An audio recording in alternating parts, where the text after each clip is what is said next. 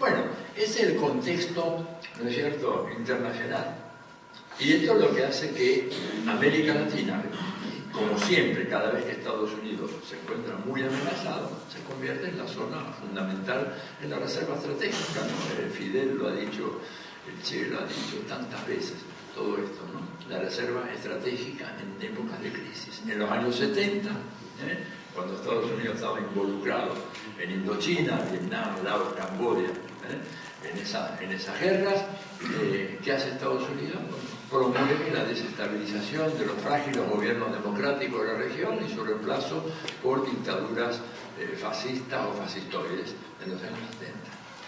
Hoy, casi medio siglo después, se lanzan otra vez a la ofensiva para recomponer el orden en estos países de América Latina. Ellos necesitan tener a América Latina segura otra vez, subordinada, y por eso, ¿no es cierto?, es que hacen lo que están haciendo, promoviendo lo que podríamos llamar la recolonización de América Latina, o la reconquista de América Latina. El objetivo implícito, no está dicho así con todas las letras, pero cuando uno mira de entre líneas, claramente es regresar a la situación que tenía este continente en víspera de la Revolución Cubana.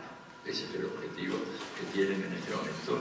Y esto se explica por la trascendencia, la importancia enorme que tiene América Latina, enorme, ¿verdad?, para los Estados Unidos. Es de lejos el continente más importante, de lejos el continente más importante, y por muchas razones, ¿verdad?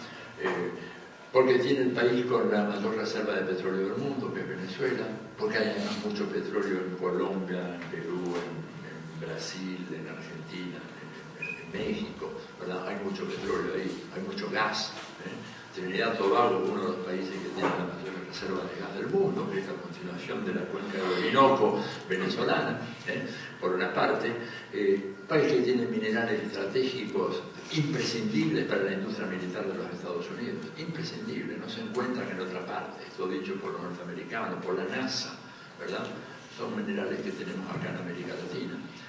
La mitad de la biodiversidad mundial, y la biodiversidad es la base de todos los modernos desarrollos científicos y tecnológicos, toda la nanotecnología que incide en nuestra vida cotidiana de una manera que es difícil percibir, pero que está ahí, ¿verdad?, tiene que ver con la biodiversidad. Y América Latina y el Caribe tienen la mitad de la biodiversidad del planeta Tierra, ¿no es cierto?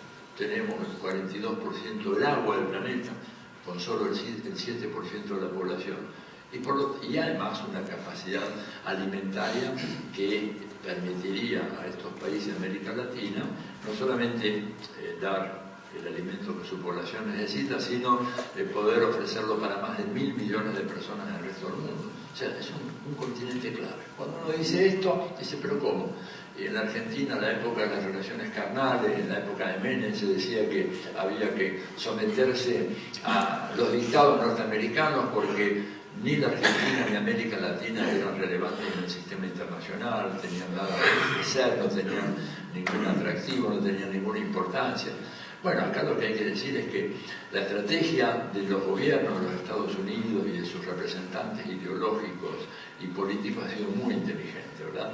Plantar el discurso de que América Latina es irrelevante y que para Estados Unidos es una región que viene en el quinto lugar en la escala de preocupaciones internacionales, y esto lo dijo un secretario de Estado adjunto por Asuntos Interamericanos en la época, primer turno del gobierno de Obama, Arturo Valenzuela.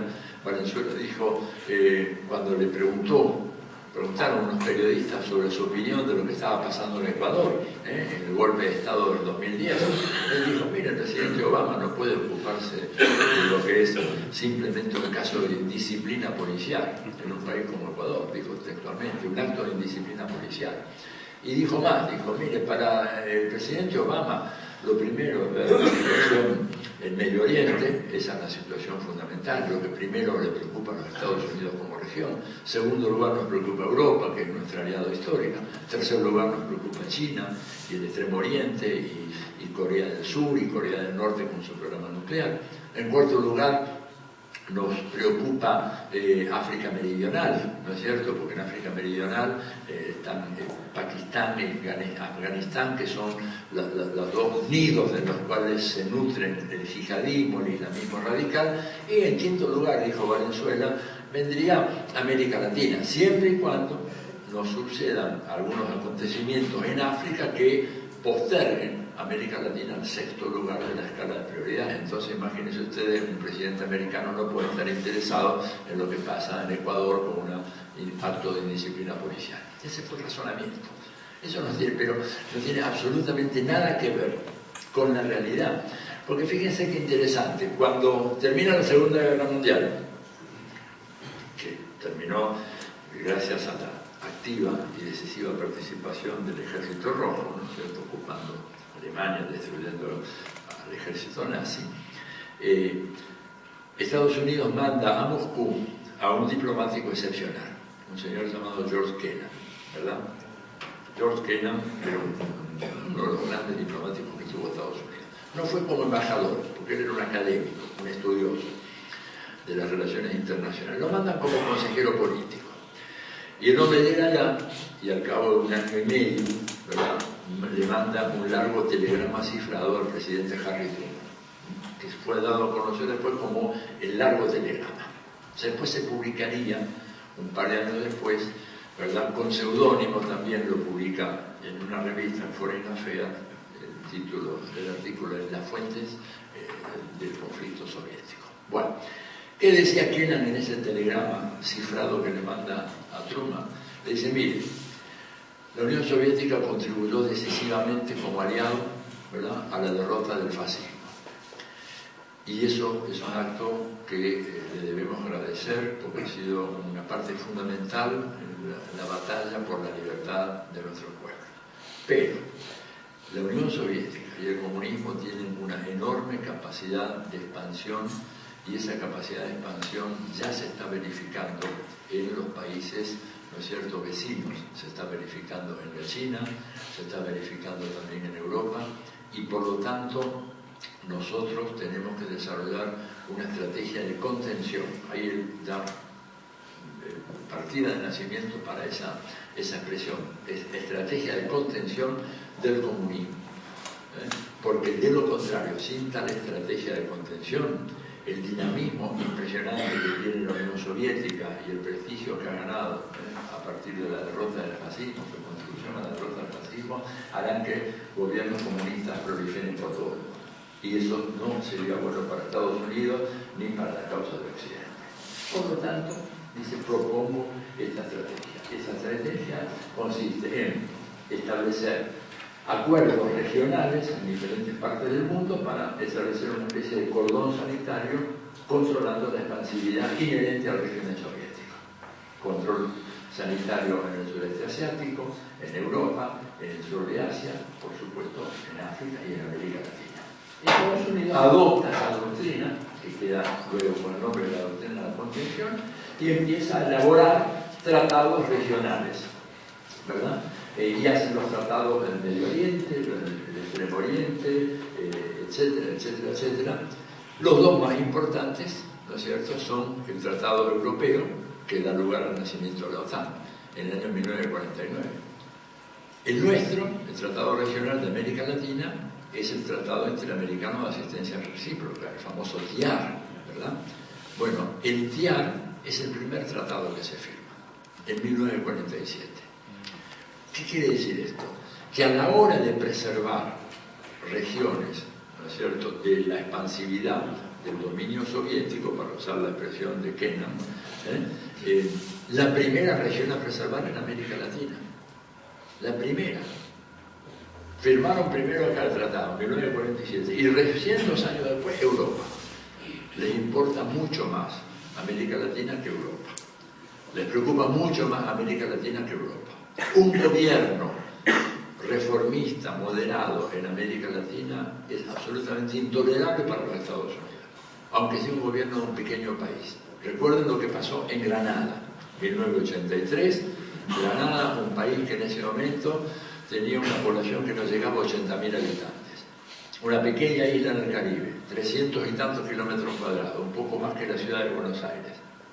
Un gobierno, el de Maurice Bishop, que pide colaboración a los amigos cubanos para extender la pista del aeropuerto a los efectos de que pudieran llegar aviones de fuselaje ancho para promover un poco el turismo en la isla. ¿Qué producía Granada? Nada más que nuez moscada, exportador de nuez moscada, no tenía más nada, una islita pequeña, no tenía más nada. Ese acto de ampliar, extender el aeropuerto fue visto como una amenaza inminente a la seguridad nacional de los Estados Unidos por el gobierno de Ronald Reagan. Y despacharon una fuerza de 6.000 marines, miren, en un país que no llegaba a 80.000 habitantes, 6.000 marines, una desproporción. Es como si en algún momento decidieran poner fin a un gobierno acá en Argentina y mandaran una fuerza de, no sé, 3,5 millones de soldados. Una locura total. Arrasaron con la isla. Lograron un juicio sumario en contra de Bishop, de varios ministros, mataron a la mujer de Bishop y aplastaron todo eso. Mientras hacían esto, podía haber un gobierno de izquierda en Europa que ni remotamente iban a hacer algo igual. ¿Por qué? Porque les importa mucho menos.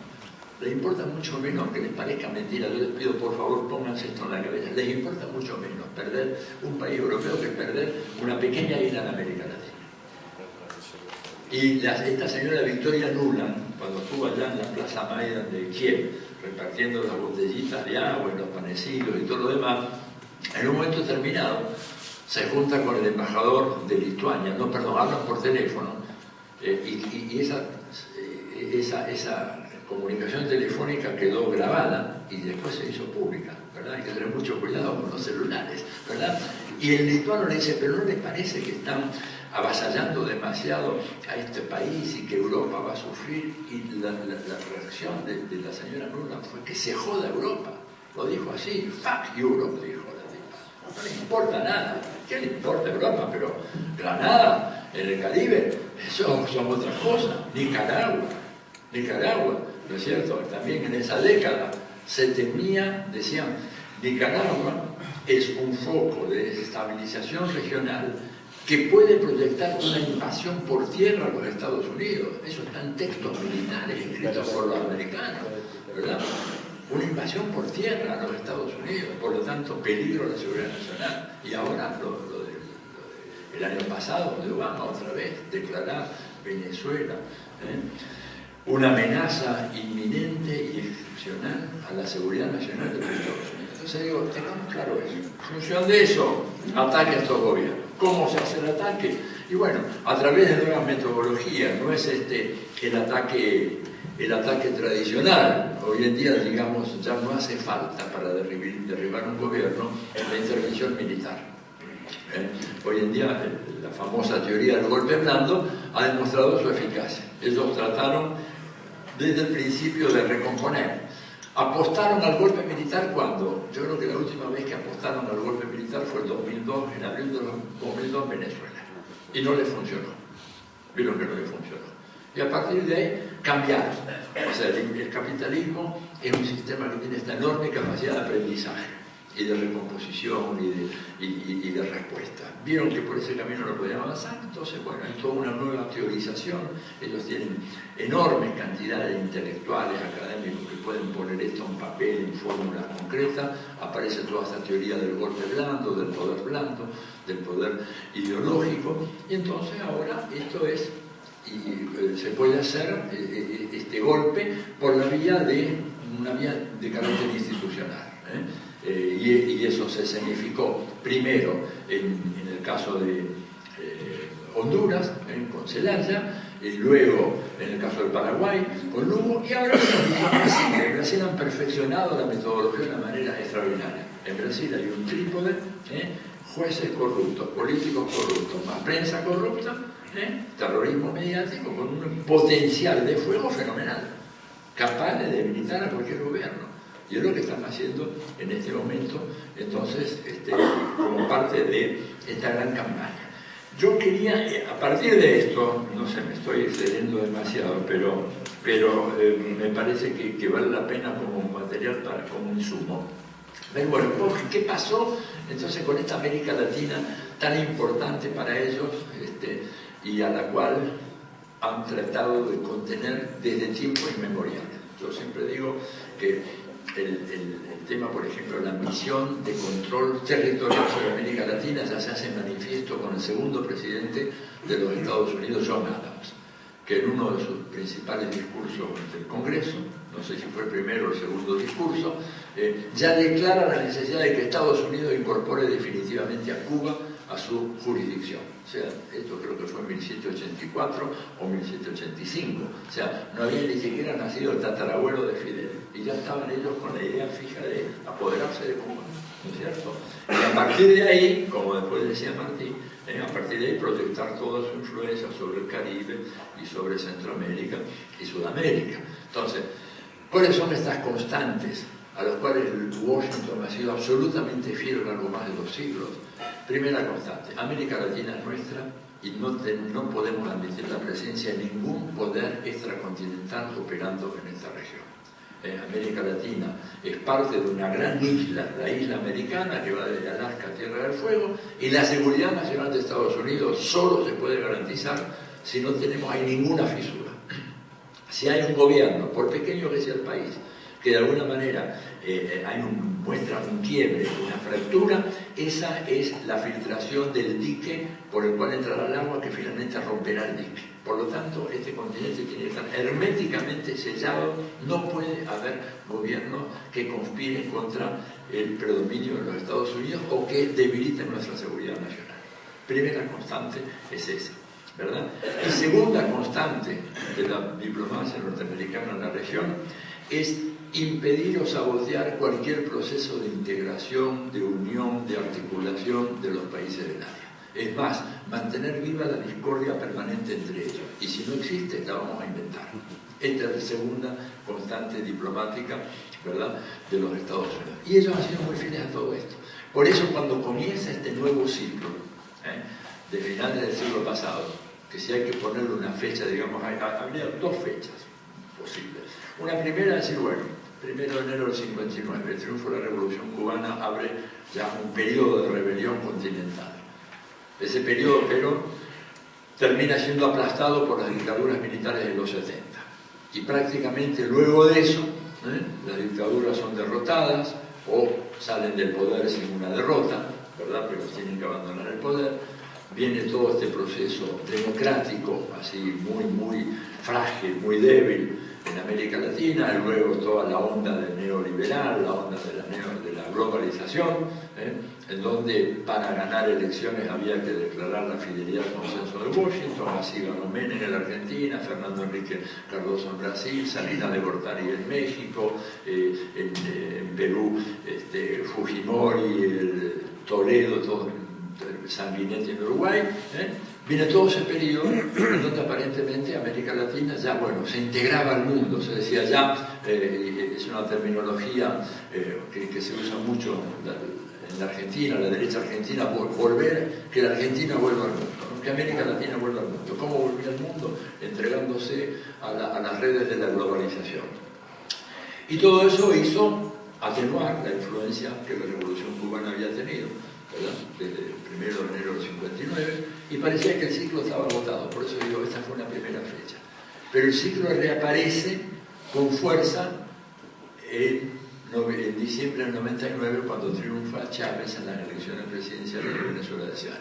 Y asume después, perdón, en el 98, asume el 4 de febrero del 99, la presidencia de Venezuela, y a partir de ese momento hay un efecto dominó benigno, raro en América Latina, porque gana Chávez en Venezuela, en el 2002 gana Lula en Brasil, mayo del 2003 gana Néstor en Argentina, en el 2005 triunfa el Frente Amplio en Uruguay, si no me equivoco, y Evo Morales en Bolivia, en el 2006 gana Correa en Ecuador, se elige acá en Argentina, se elige el Frente para la Victoria, había ya triunfado en el 2006 también Zelaya en Honduras. O sea, un ciclo inédito en América Latina, un dominó que antes era siempre perverso y ahora un dominó virtuoso. Y Estados Unidos queda desconcertado ante esta nueva realidad. La dirigencia norteamericana no sabe cómo actuar. Nos subestimaron, subestimaron lo de Chávez. pensaron que lo de Chávez era una especie de payasada, así le decían, ¿verdad? Para uso doméstico, sin ninguna capacidad de concreción de nada. Y Chávez logra un éxito extraordinario, entre otras cosas porque logra instalar en el imaginario latinoamericano la idea de América Latina como una nación. Renace el sueño bolivariano, pero no lo instala como un sueño, sino lo instala como una realidad que se traduce en iniciativas concretas, que van desde Petrocaribe, la creación de la UNASUR, la creación del Banco del Sur, todo un conjunto de instituciones, la creación de Telesur, ¿no es cierto? Y varias otras iniciativas extraordinarias, la CELAC, ¿verdad? Chávez. ¿Perdón? Viva Chávez, por supuesto. Un gran personaje. Le dio a la idea abstracta de América Latina una carnadura que nunca había tenido antes. Y ha transformado la conciencia de nuestros pueblos, inclusive en países que nunca se reconocían, o si lo hacían a regañadientes como latinoamericanos. El caso de la Argentina, por ejemplo. El mismo caso de Brasil, el caso de Chile. Yo he estado en infinidad de reuniones académicas donde colegas argentinos, chilenos, brasileños decían, bueno, ¿qué tenemos que ver nosotros con América Latina? ¿Qué tenemos que ver nosotros? América Latina es una cosa de indios y de negros, una cosa pero absurda, ¿no es cierto? Pero se decía así, gente académica, bien formada, ¿no es cierto? Pero con esa, mejor dicho, bien deformadas por la ideología dominante, pero muy sofisticados en sus análisis, ¿no? Acá decían, no, nosotros descendemos de los europeos, venimos de los barcos, bueno, Uruguay también, y el resto no había historia previa. Países sin historia. Bueno, la vieja concepción, ¿no es cierto?, eurocéntrica, que hay países con historia, países sin historia. Nosotros, países sin historia, comienza la historia cuando llegan los europeos a este continente. Es absurdo todo esto, pero bueno, un absurdo que fue creído y por lo tanto se transformó en una realidad. Chávez rompe con todo eso. Cualquiera que sea el balance histórico del chavismo, eso es un logro, pero una conquista fenomenal para nuestro pueblo. Y ahí, digamos, inicia una nueva etapa. ¿Por qué se inició una nueva etapa? Bueno, primero por el fracaso de las políticas neoliberales. Hay que decirlo, la gente empieza a votar en contra cuando ve que las políticas neoliberales son un desastre, ¿verdad? Miren cómo terminó en Argentina, el colapso fenomenal de la Argentina en el 2001. Fue ejemplificador para hacer posible, y esto ahí sé que Alvaro después nos puede clarificar, pero el triunfo de Lula en el 2002 difícilmente hubiera sido posible sin el colapso tremendo de la Argentina a finales del 2001, en donde la clase dominante brasileña dijo, cuidado, porque si eso que se está produciendo ahí en el sur, en la Argentina, ese colapso estrepitoso se produce en Brasil, las consecuencias pueden ser muchísimo más graves, por la mayor disparidad económica de ingresos que hay, digamos, en Brasil comparado con Argentina o con Uruguay, ¿verdad? Entonces, el fracaso del neoliberalismo fue un elemento muy importante en explicar el surgimiento de estos gobiernos. El segundo, un elemento que podemos llamar casi de carácter, no le diría accidental, pero sorpresivo o inesperado, que es la aparición simultánea en diferentes países de liderazgos excepcionales. Digamos, no hay otro periodo en América Latina en donde hayan aparecido en tan corto plazo gente como Lula, gente como Chávez, gente como Néstor, Evo, Correa. Digo, nunca se dio un caso así. Uno puede ver, en diferentes momentos habían aparecido algunos, ¿no es cierto? Pero acá, de repente, en un plazo de menos de 10 años, aparecen, producto, claro, de una gran dinámica social, todo lo que se quiera, pero aparecen simultáneamente una serie de liderazgos excepcionales. Y creo que ese es un punto decisivo también, porque sin esos liderazgos difícilmente estos procesos se hubieran logrado consolidar como se consolidaron. Pero señores y señoras, hay algo muy decisivo. Acá hemos comprobado, en Argentina, en Brasil, en todos nuestros países, en Grecia, que un triunfo electoral no garantiza absolutamente nada en las condiciones actuales. Alexis Tsipras y Syriza ganaron las elecciones ampliamente. Cuando el Tsipras le pregunta al pueblo griego, bueno, ¿quieren este programa de ajuste? 62% dijo que no, lo llaman de la Unión Europea, le pegan un par de cachetadas ahí en Bruselas, le dicen sí o si no lo refundimos. Entonces ya esto nos obliga a nosotros, ¿verdad? Que siempre nos acusaron de que nunca creíamos en la democracia, etc. Creo que una reivindicación.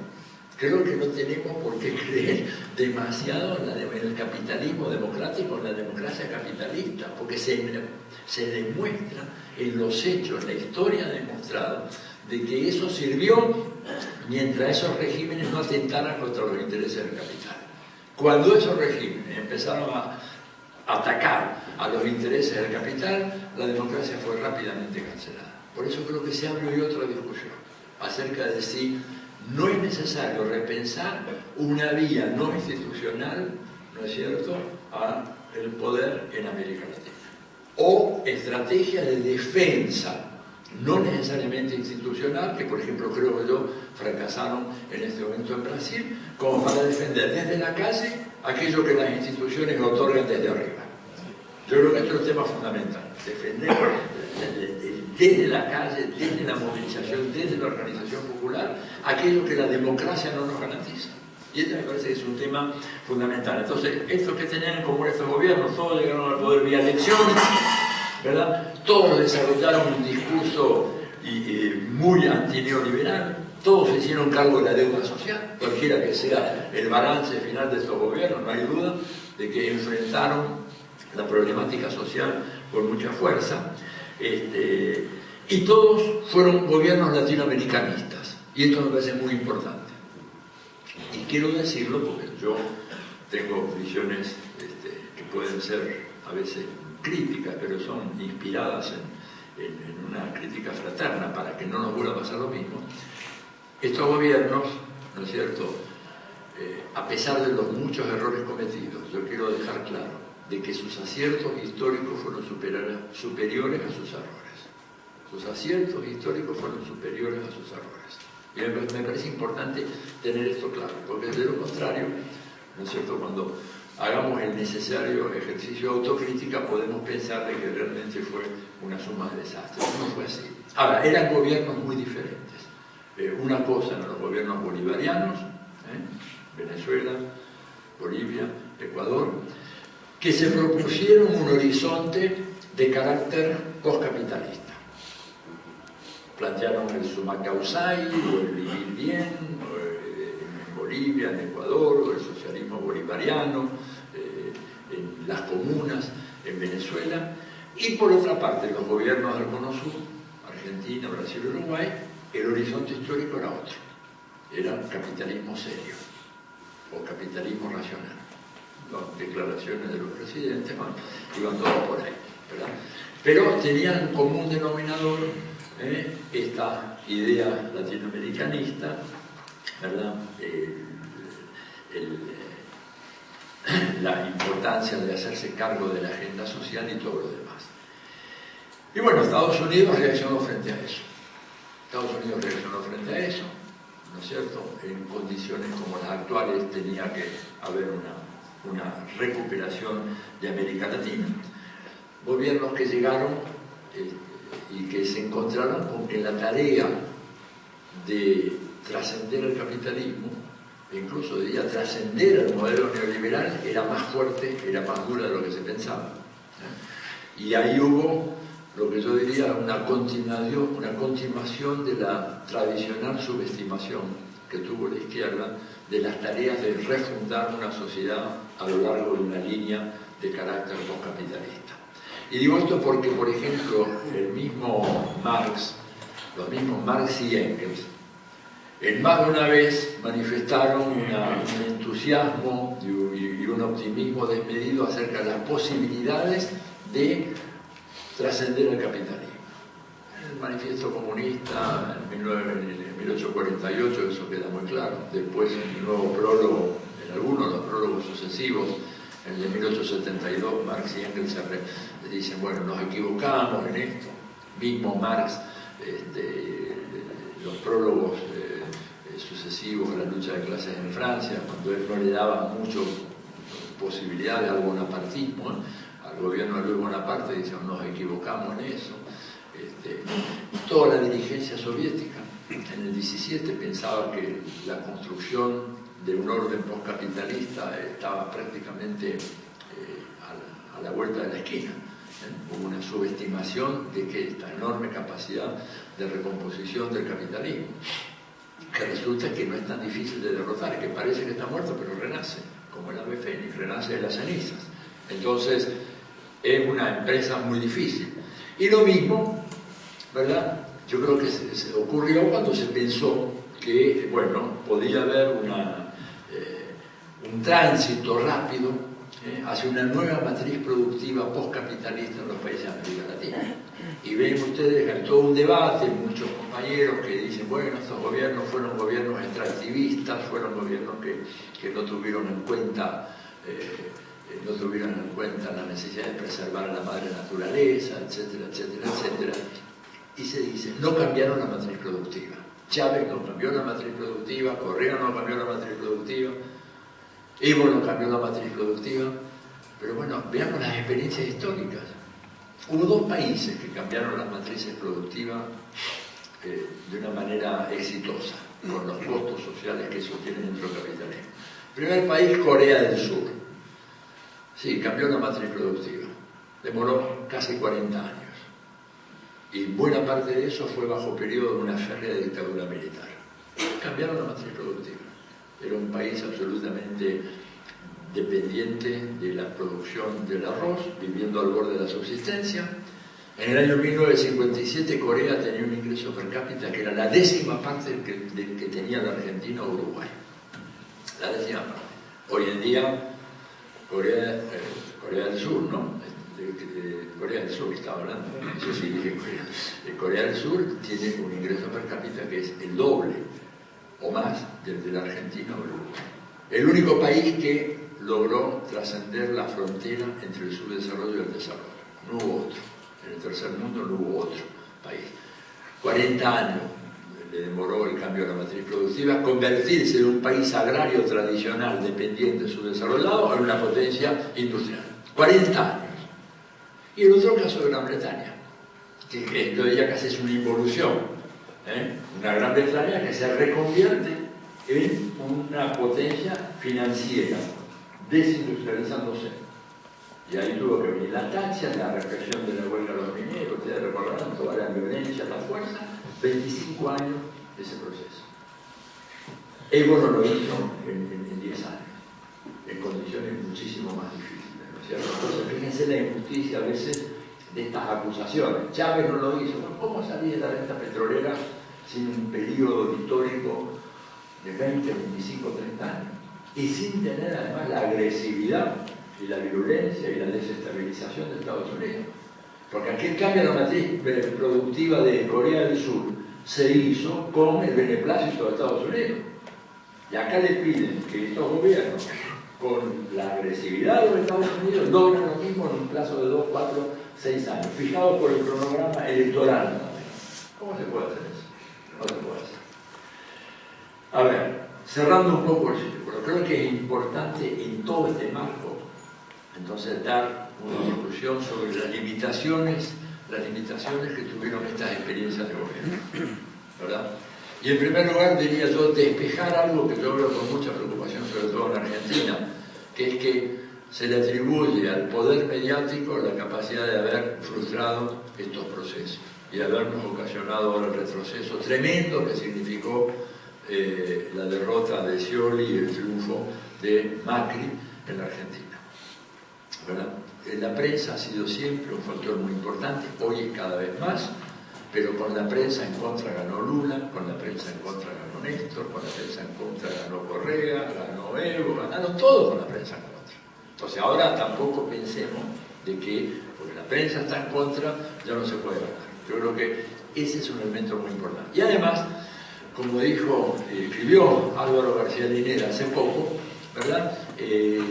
Tenemos que trabajar más a fondo, no solamente en dar esa gran batalla comunicacional, que no dimos adecuadamente, no la dimos adecuadamente. El caso argentino es un caso patético de cómo se aplicó una metodología de trabajo en la batalla comunicacional que nos condenaba al fracaso.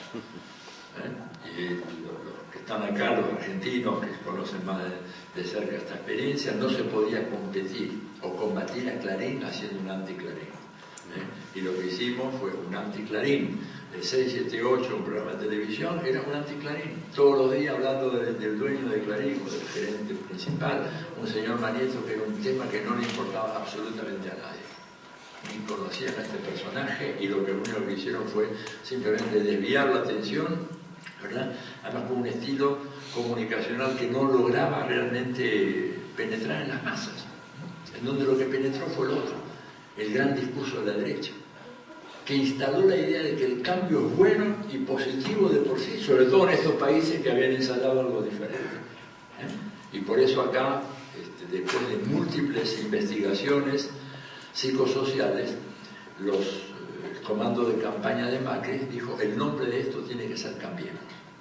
El nombre salió de estudios intensivos que hicieron de la opinión pública, en donde se había instalado de manera férrea la idea de que el cambio era un valor positivo de por sí. Y que si a la gente le preguntaba: ¿pero qué querés cambiar? No sé, pero hay que cambiar. ¿En qué dirección cambio? No sé, pero hay que cambiar. ¿Quién puede? No importa, la idea es que el cambio es bueno.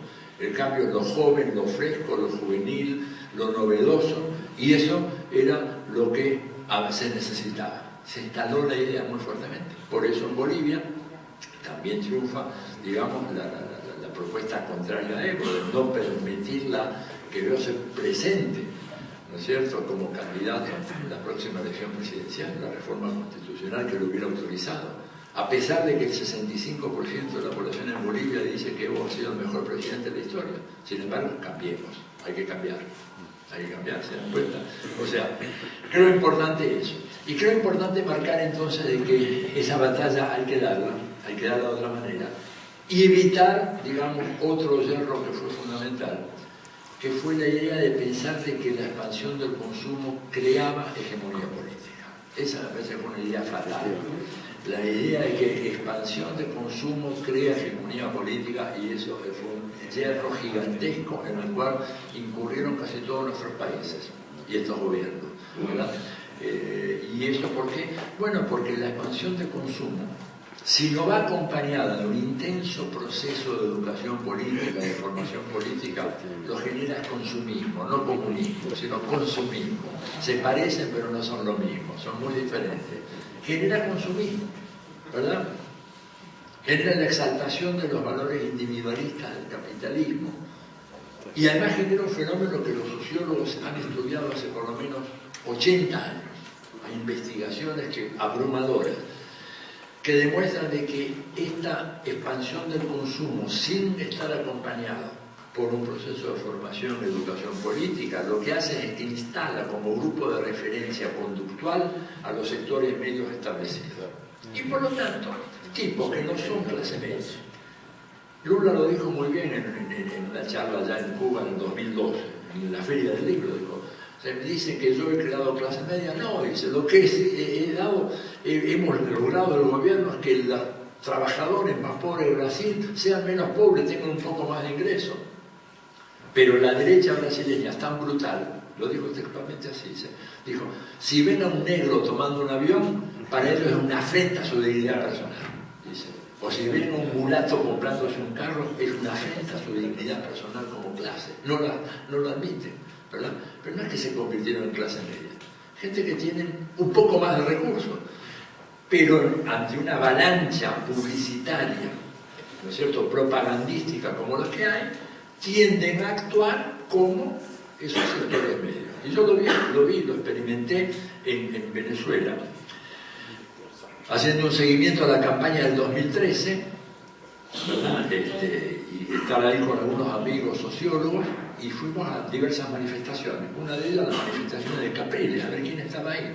Bueno, era notable ver un nutrido sector de esa manifestación que estaba con Capriles, que venían con las franelas, como dicen en Venezuela, las franelas rojas chavistas. Entonces le preguntamos: ¿y por qué estás acá? Dice: bueno, yo estoy acá porque voy a votar a Capriles, pero vos no sos chavista. Sí, soy chavista, y le agradezco al comandante porque gracias al comandante tengo ahí un departamento, una casa, ¿no es cierto? ¿Cómo es la casa? Bueno, mi mi casa tengo 2 dormitorios y una sala y esto, ¿y cómo te la dieron? Bueno, todo amueblada, todo. Dice, nomás fue llevar la ropa ya. Teníamos plasma en cada habitación, televisión, todo. Y, ¿por qué vas a contar ahora a Capriles si fue Chávez quien te dio todo esto? Bueno, porque Chávez, Maduro tiene que defender a los pobres ahora. Y yo, gracias al comandante, ya no soy pobre. A mí me defiende Capriles. Y entonces no salíamos del asombro y le preguntamos a varios de los que estaban ahí con la franelita roja, ¿y por qué tú estás acá? La misma respuesta. Chávez defiende a los pobres, yo gracias a Chávez, yo le debo esto a Chávez, estoy bien gracias a Chávez, me dio la salud, mi hijo está en la universidad, pero ahora me tiene que defender otro. Oye, notable, un proceso de manipulación ideológica fenomenal. Tenemos que aprender, compañeros, tenemos que aprender de la burguesía, la fineza, la sutileza del análisis. Porque ¿qué le dicen a toda esta gente? Salíamos nosotros a decirle, no, pero la concientización, bueno, y ese es el terreno que hemos fracasado. Acá el fracaso fue fenomenal, porque acá, en Brasil, fue una derrota fraguante, miserable, ¿verdad? Ilegal, inconstitucional, una cosa increíble lo que se hizo. Pero acá se convenció a la gente de que la política social era un acto de indignidad. A mí me lo dijeron en el segundo cordón de la pobreza del Gran Buenos Aires, en José Cepaz, en Florencio Varela. Yo me siento mal que me den estas dádivas, no necesito estas cosas, yo quiero trabajo genuino, me decía la gente. Una semana antes estaba convencido que se perdía, porque ese sector había sido penetrado profundamente por la ideología burguesa, profundamente penetrado. Y Macri va a traer inversión y vamos a tener trabajo genuino. Y no tolero más a los punteros, no tolero más a los intendentes, no tolero más a los politiqueros. O sea, un cambio, hace 40, 50 años, una política social generaba, o menos todavía, 20 años, 25 años, generaba lealtad política. Hoy en día es visto como una ofensa, por muchos sectores. Por muchos sectores. Se hicieron cargo de la propaganda de la derecha. Entonces, ese fue otro problema. Pensar que la expansión del consumo generaba legitimidad política, hegemonía política, no lo fue, por eso nos derrotaron en Argentina, una derrota catastrófica. Y lo otro, mejorar la calidad de nuestras organizaciones populares. Pero en el caso argentino, el fracaso rotundo del Frente para la Victoria, de la Cámpora y de Unido Organizado ha sido realmente una de las causas fundamentales de esta derrota, ¿verdad? ¿Fracaso en qué sentido? Bueno, poder establecer un mecanismo democrático efectivo de construcción de la hegemonía.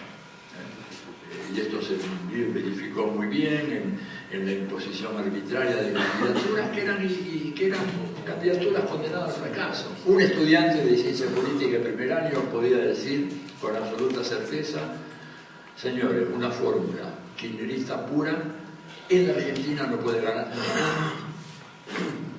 No puede ganar, porque los números, las encuestas de opinión pública demostraban de que esa fórmula arrastraba al 35% del electorado, pero no tenía capacidad de agregar un solo voto después. Entonces, la apuesta era, o se ganaba en primera vuelta, o se perdía irremisiblemente en la segunda. Claro, pueden decir, bueno, pero en la segunda hubo un crecimiento notable, claro que hubo. ¿Quiénes fueron esos? Gente que por su cuenta, sin dirección política, sin conducción, sin una sola consigna. Por eso digo yo que el Frente, la Cámpora y Unido fracasaron, no bajaron una consigna unificadora para la campaña, ninguna, ¿verdad? Y la gente, hubo un surgimiento de militancia fenomenal después de la primera vuelta, porque la gente se dio cuenta, los sectores populares, sectores medios para los cuales no hubo política, Creo que un problema grave que tenemos en la izquierda es no tener una política para los sectores medios. Nos contentamos con decir son sectores vacilantes, etc. Sí, pero resulta que los sectores medios aportaron los principales liderazgos de los procesos transformadores y radicales en América Latina, así que tengamos una visión más a tono, más sofisticada de los sectores medios. pueden irse para la derecha, pero también fueron un componente fundamental de procesos emancipatorios, ¿no? De Fidel, el Che, Arbenz, Allende, etc. No eran obreros ni campesinos, eran sectores medios, por favor, entonces una política buena. Pero en todo caso, ese surgimiento de esos sectores le agregó 12 puntos a una fórmula que en su versión original apenas llegaba al 36%. Y hubo un empecinamiento en mantener una fórmula así, que con una fórmula un poquito mejor se ganaba en primera vuelta, cómodo, y evitamos la catástrofe que ahora tenemos que remontar todo esto, ¿verdad? Entonces, yo creo que la mejora o la mejor capacidad para tener organizaciones populares que alienten un verdadero debate de base, creo que nos podrían favorecer enormemente. Y creo que eso se verificó, por ejemplo, también en la experiencia venezolana. ¿Por qué gana Capriles el estado de Miranda? Bueno, porque nuestro querido comandante Chávez, también muy cabeza dura él en algunas cosas, se empecinó en que Miranda tenía, que Diosdado Cabello tenía que ser el gobernador de Miranda. Y le dijeron a Chávez, pero mire que no lo quiere la gente allá. Por razones X, no importa, pero no lo quiere, a Diosdado no lo quiere. No, si lo van a querer porque yo voy a hacer campaña con él, voy a ir con él a recorrer el estado Miranda y vamos a ganar el estado Miranda. Perdieron el estado Miranda y ganó Capriles. Y Dilma es producto de un encaprichamiento también de Lula, me parece a mí. Creo que era una figura que no era la más atractiva para el público brasileño, para la base del PT. El PT mucho no la quería. Y además resulta ser una persona que es muy honesta, es muy valiosa, pero no es política. Y necesitas políticos. Para eso necesitas políticos. Se necesitan políticos. Las artes del político no son las mismas que pueden tener un tecnócrata o un académico. Yo no me considero un político, no conozco, no podría ejecutar las artes finas de la política. Lo intenté una vez y fuimos arrasados ahí en el año 93. Arrasados por Herman González. Imagínense. Porque se requieren otras cosas. Para ser, uno puede ser un buen analista político, pero no necesariamente tener lo que hay que tener para hacer la política. Y Dilma creo yo que es eso. Es como si acá Cristina hubiera dicho, bueno, Débora Giorgi ahora. No, Débora Giorgi como candidata era un desastre, ¿verdad? Bueno, y en otro tema, bueno, que mucha gente dice, bueno, ¿por qué los líderes, esos que usted tanto admira, no generaron sucesores políticos? Bueno, porque los sucesores políticos no se generan por encargo. Sería fácil decir, bueno, a ver, tenemos un buen sucesor de Lula, lo fabricamos, lo manufacturamos, un buen Chávez. ¿Quién puede rellenar el vacío que deja Chávez? ¿Quién puede rellenar el vacío de Fidel? El primero que dice que no lo puede rellenar es Raúl, él mismo lo dice, tantas veces lo ha dicho, ¿no? Esos son lugares que no se pueden ocupar. Entonces, me parece que ahí es otro problema, ¿verdad? Y que creo yo que eso es lo que explica un poco, todo ese conjunto de factores explican esta involución en América Latina. Pero antes de terminar, quería decir esto. No debemos caer en el pesimismo. Cuidado con esto. Yo veo mucha gente diciendo, al fin de ciclo, se acabó el ciclo progresista de América Latina. Eso es una barbaridad. Déjame que diga lo siguiente. Yo recuerdo, como si fuera hoy, yo estuve hace muchos años ya, en una reunión en París, 1989. Se celebraban los 200 años de la Revolución Francesa. Fueron invitados algunos, ¿verdad? Sobre todo europeos, americanos, algunos latinoamericanos, alguna gente de Oriente. En general, todos los que pertenecíamos a este sistema cultural, eurocéntrico, etc., celebrábamos el triunfo de la Revolución Francesa, los grandes legados de la Revolución Francesa, etcétera, etcétera. Hasta que apareció el chino. El chino viene y dice, bueno, dice, ustedes piden una opinión, un balance sobre la Revolución Francesa. Nosotros lo que podemos decir es que apenas 200 años es muy pronto, demasiado pronto como para establecer un balance de la Revolución Francesa.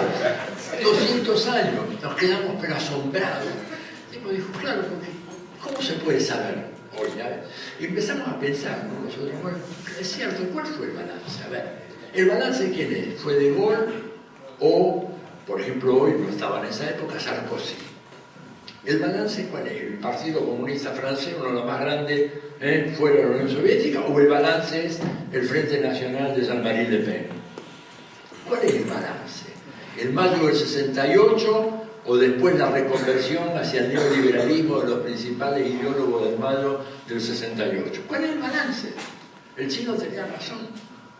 Tal vez hay que tener un poco de perspectiva para ver definitivamente cuál es el balance final, ¿no es cierto?, de estos ciclos. Entonces, cuando llegan algunos amigos de izquierda, son casi todos de izquierda, se llaman fin de ciclo, ya se acabó el ciclo progresista. ¿Por qué? Porque se perdió una elección. ¿Y? Hay 1,5 millones en la calle. Sí, pero que hay 1,5 millones en la calle y gente que va a salir y que va a protestar. Y fíjate que ese gobierno, este proyecto que quieren hacer, yo creo que no lo van a poder hacer. Y creo que va a haber una derrota, y estos ya están dando señales de que están parando la máquina y que están volviendo a hacer, creo que lo único que van a poder hacer ahora es una nueva versión del keynesianismo. Va a faltar que lo llamen Axel Kicillof para que aplique política keynesiana. Y sí, porque ¿sabe por qué? Porque no van a venir inversiones productivas a la Argentina, porque no están invirtiendo productivamente en Europa y en Estados Unidos, y en China van a venir acá, a 10 horas de viaje, como decía el compañero cubano, llegar acá, invertir acá. ¿Qué van a hacer acá? Van a invertir en bonos de la deuda argentina.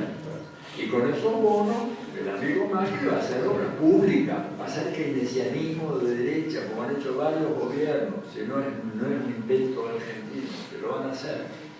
¿Se dan cuenta? Y tener cuidado con eso.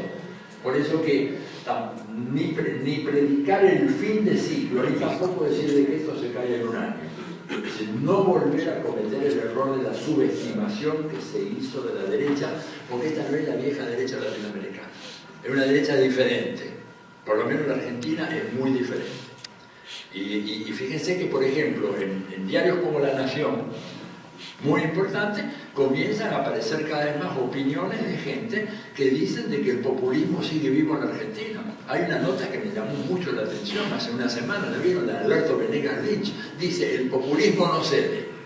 Y hace todo un análisis de cómo en la Argentina, en el fondo sigue habiendo mecanismos de intervención estatal, esto, lo otro. Claro, se cambiaron algunas cosas, las retenciones para los grupos agropecuarios, para las mineras, pero dicen, en el fondo sigue siendo lo mismo. Yo no comparto eso, pero esto es lo que esta derecha más radical, hayekiana, ¿no? La derecha de von Hayek, sigue diciendo eso. Entonces, no hay tal fin de ciclo. Yo creo que todavía estamos en proceso. Estamos en un proceso. Hay un punto de intensificación de los conflictos sociales, de las contradicciones sociales, ¿no es cierto? Hay una realidad que en la Argentina se han perdido elecciones, pero el hecho de perder una elección no quiere decir que garantice la viabilidad de un proceso de recomposición de derecha. Yo creo que son dos cosas completamente diferentes y estamos viendo las diferencias.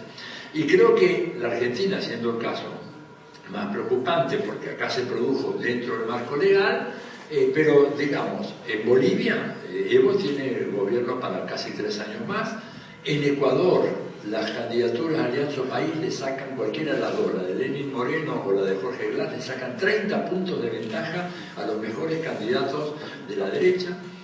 En Nicaragua, Daniel Ortega va a ser seguramente reelecto, ¿no es cierto?